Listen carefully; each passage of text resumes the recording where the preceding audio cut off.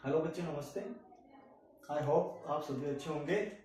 तो चलो हम कक्षा 10 का चैप्टर नंबर 9 स्टार्ट करते हैं, प्रकाश, परावर्तन एवं अपवर्तन। तो पहले बात करते हैं कि प्रकाश क्या होता है। किसकी बात करते हैं? प्रकाश। कि प्रकाश क्या होता है कि सूर्य से जो किरणें आती है उन्हें अपन क्या बोलते हैं? प्रकाश कहते हैं। या कोई ऐसा स्रोत जिसके द्वारा लाइट निकलती है या फिर जो किरणें उत्सर्जित होती है जिसके कारण आसपास का जो क्षेत्र है वो हमें दिखाई देता है, क्या कहलाता है? प्रकाश कहलाता है। तो प्रकाश की बात करें तो क्या कि सूर्य या यहाँ पे अपन कोई भी क्या ले लेते हैं? चमकीला स्रोत ले लेते हैं। क्या ले लेते हैं? चमकीला स्रोत, जिससे क्या निकलती है? किरणें निकलती है। उन्हें हम क्या बोलते हैं? प्रकाश कहते हैं। क्या कहते हैं बेटा? प्रकाश कहते हैं। तो चलो आगे अपन पढ़ते हैं क्या होता है क्या नहीं। तो पहले हमें प्रतिबिंब प्राप्त करने के लिए या किसी भी वस्तु को देखने के लिए क्या क्या होना जरूरी होता है। तो सबसे पहले उस वस्तु को देखने के लिए क्या प्रकाश की उपस्थिति होना ही क्या होता है? जरूरी होता है। उसके बाद में वो वस्तु होनी चाहिए कैसी? अपारदर्शी।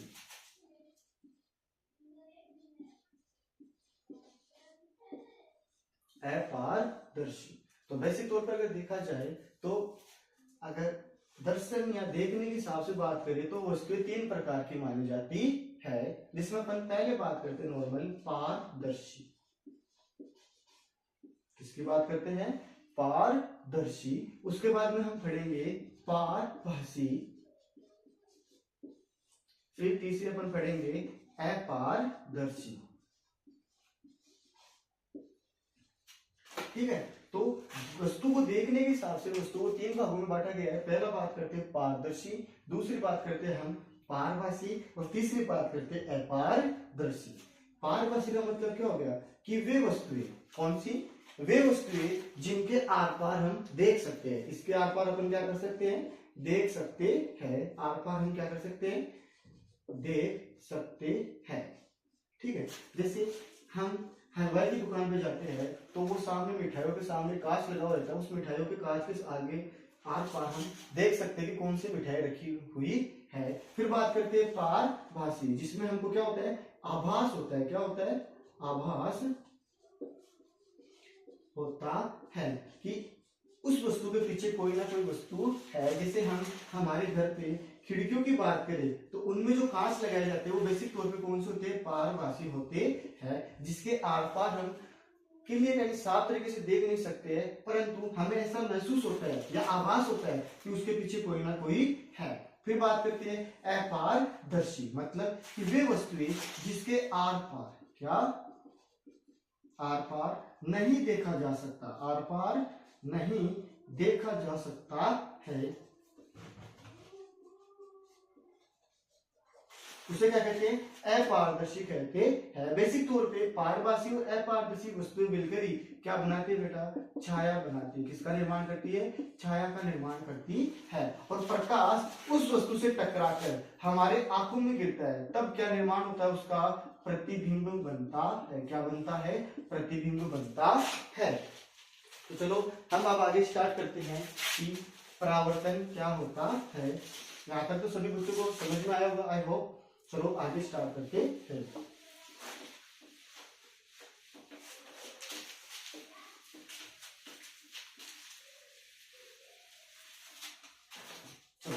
अब स्टार्ट करते हैं हम परावर्तन। किसकी बात करते हैं? परावर्तन की बात करते हैं। मतलब सर्वप्रथम पहले इसमें बात करते हैं माध्यम। किसकी बात करते हैं? माध्यम। तो परावर्तन में हमेशा एक माध्यम होता है। क्या होता है? एक माध्यम होता है। यहाँ तक याद रखना कि परावर्तन में हमेशा एक माध्यम होता है, एक मीडियम होता है, जबकि अपवर्तन में 2 माध्यम होते हैं। कितने? 2 माध्यम होते हैं, जिसकी चर्चा हम आगे करेंगे। ठीक है। तो परावर्तन की बात करें तो इसकी परिभाषा देखते हैं। क्या देखते हैं हम? परिभाषा की इसकी डेफिनेशन क्या होती है कि जब कोई प्रकाश की किरण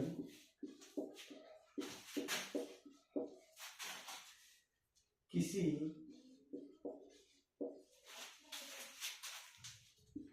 परावर्तक पृष्ठ से टकराकर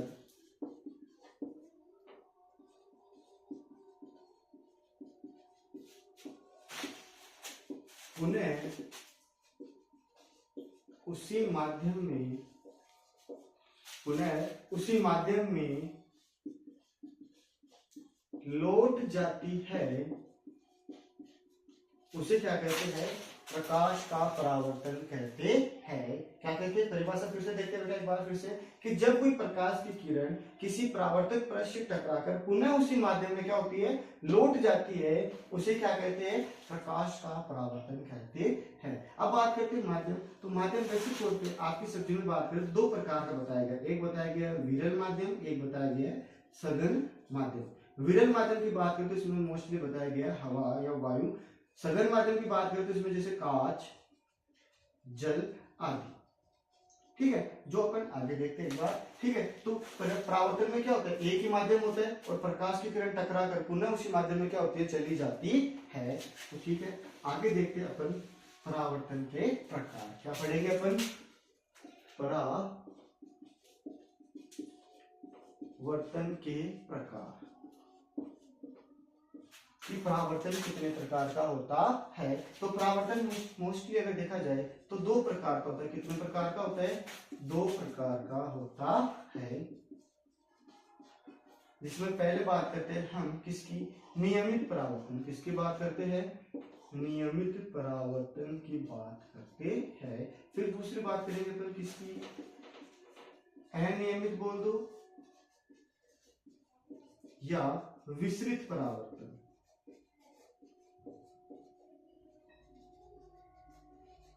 विसरित परावर्तन में मोस्टली अगर देखा जाए तो प्रकाश की किरण चारों तरफ फैल जाती है। ठीक है, तो यहां तक देख लो एक बार फिर से अपन रिपीट करते हैं क्या कि परावर्तन क्या होता है। परिभाषा के अनुसार देखें कि जब कोई प्रकाश की किरण किसी परावर्तक पृष्ठ से टकराकर पुनः उसी माध्यम में लौट जाती है, उसे प्रकाश का परावर्तन कहते हैं। परावर्तन के प्रकार, तो परावर्तन दो प्रकार का होता है, पहला नियमित परावर्तन और दूसरा अनियमित या विसरित परावर्तन कहते हैं। आगे अपन बात करते हैं नियमित परावर्तन क्या होता है। तो अगले रीडिंग अपन इसमें पढ़ेंगे नियमित परावर्तन।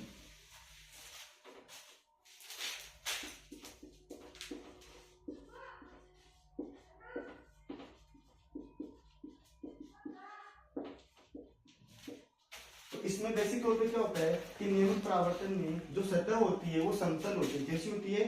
समतल सतह होती है, तथा प्रकाश की किरण जिस माध्यम से आती है टकरा कर यानी परावर्तित होकर पुनः उसी माध्यम में क्या होती है? लौट जाती है। कि जिस माध्यम से आई थी टकरा कर पुनः उसी माध्यम में क्या होती है? लौट जाती है। ठीक है, और इसमें जो प्रकाश की किरणें होती है वो एक दूसरे के क्या होती है? समांतर होती है, अर्थात इन किरणों के मध्य जो भी अंतर होता है वो समान होता है। ये उसका क्या कहलाता है? नियमित परावर्तन कहलाता है। अगर इसमें अपन लिखना चाहिए तो क्या कि इस परावर्तन में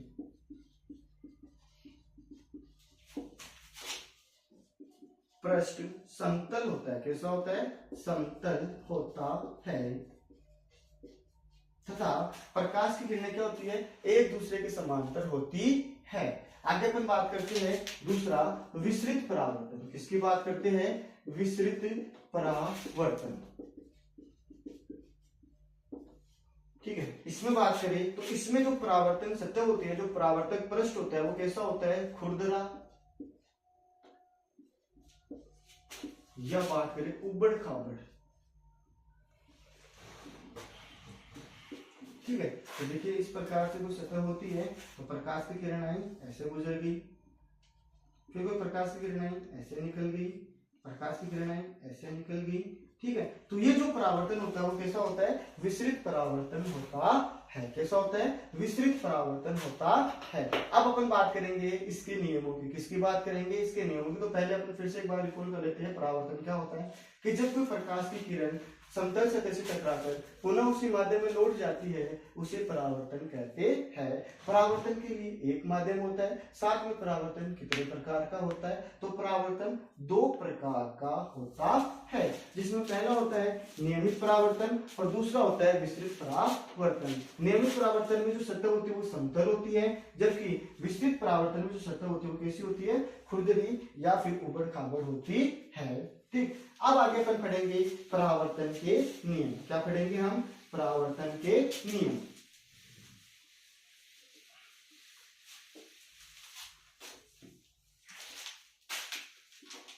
परावर्तन के नियम, जिसमें हम पहले बात करते हैं क्या कि जो आपतित किरण है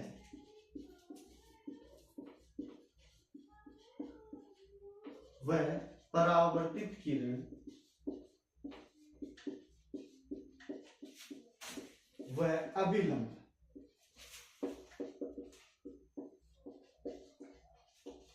तीनों एक ही तल में होते हैं, तीनों एक ही तल में होते हैं।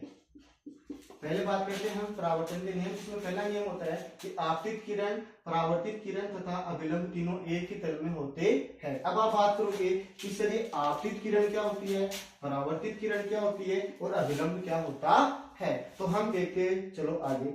ये कोई हमने एक सतह बनाई, तो सूर्य से या किसी चमकीले स्रोत से जो किरण आती है, जो किरण आती है उस किरण को हम बोलते हैं आपतित किरण। क्या बोलते हैं इसको? आपतित किरण कहते हैं। कि किसी चमकीले स्रोत से जो किरण किसी पृष्ठ पे टकराती है, आती है, मतलब उसके ऊपर आपतित होती है, उसे आपतित किरण कहते हैं। तथा उस सतह से टकराकर पुनः जो किरण चली जाती है, उस सतह से टकराकर पुनः जो किरण परावर्तित होती है या टकराकर पुनः चली जाती है, उसे परावर्तित किरण कहते हैं। क्या कहते हैं? उसे परावर्तित किरण कहते हैं। और अभिलंब की बात करें तो मोस्टली मैथ में पढ़ा होगा आपने, अभिलंब क्या होता है कि किसी पृष्ठ के लंबवत खींची गई रेखा क्या कहलाती है?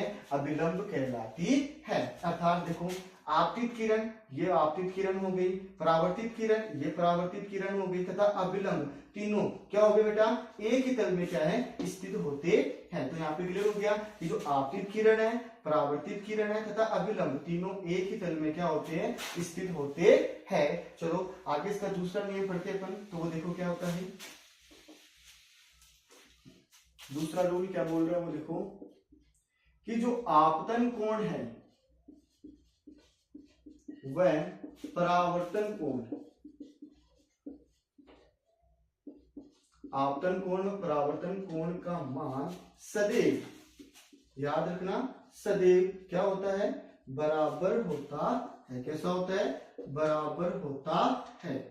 अब आप फिर से पूछोगे कि सर ये आपतन कोण क्या है और परावर्तन कोण क्या है? तो चलो देखते हैं। ये हमने एक सतह बनाई, इस पे कोई प्रकाश की किरण आई, ये तो हो गई आपतित किरण, इससे टकराकर पुनः उसी माध्यम में चली गई, उसे क्या कहते हैं? परावर्तित किरण कहते हैं। और ये क्या हो गया? अभिलंब। तो बात करते हैं अपन आपतन कोण की। किसकी बात करते हैं? आपतन कोण की बात करते हैं। तो आपतन कोण की परिभाषा क्या हो जाएगी कि आपतित किरण तथा अभिलंब के बीच में, आपतित किरण तथा अभिलंब के बीच में बना जो कोण होता है वो क्या सा कोण कहलाता है? आपतन कोण कहलाता है। अर्थात अगर मैं बात करूं आपतन कोण, तो ये किसके मध्य बनता है? आपतित किरण व अभिलंब के मध्य बनता है। किसके मध्य बनता है? अभिलंब के मध्य बनता है। बात करते हैं अपन किसकी? परावर्तन कोण की। तो ये जो कोण है वो कौन सा हो गया? परावर्तन कोण। अर्थात जो परावर्तन कोण होता है वो परावर्तित किरण व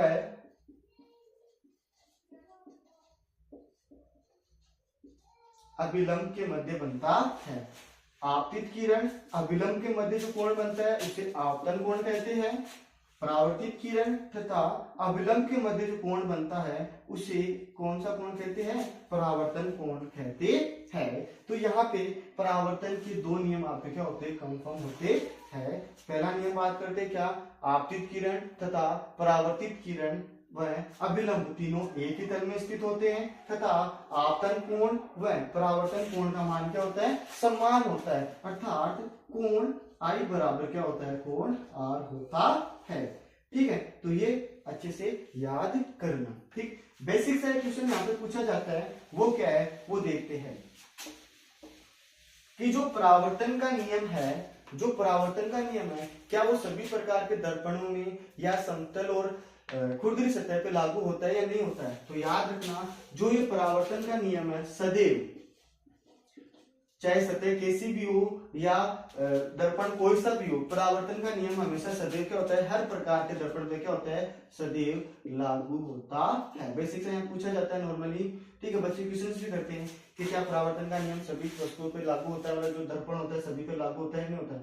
तो परावर्तन का नियम सदैव लागू होता है। अब यहाँ पे क्वेश्चन पूछा जाता है परावर्तन के नियम के आधार पर, कौन सा, दूसरे नियम के आधार पर कि कोण किस प्रकार से बराबर होता है। तो चलो अपन एक, तो बच्चों आज के लिए इतना ही काफी है।